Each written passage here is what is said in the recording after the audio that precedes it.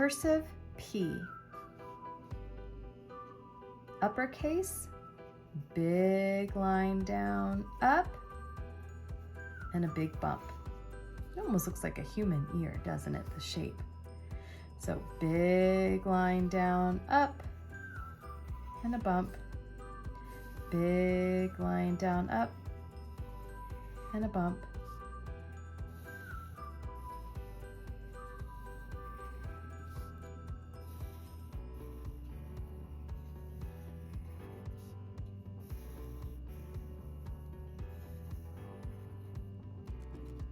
Lowercase p, it starts and ends with a tail. Tail, big loop down. Little bump, tail. Tail, big loop down. Bump, tail. Tail, big loop down. Bump, tail.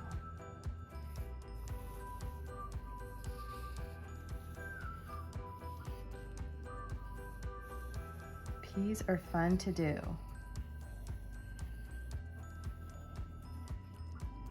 Upper and lower case p.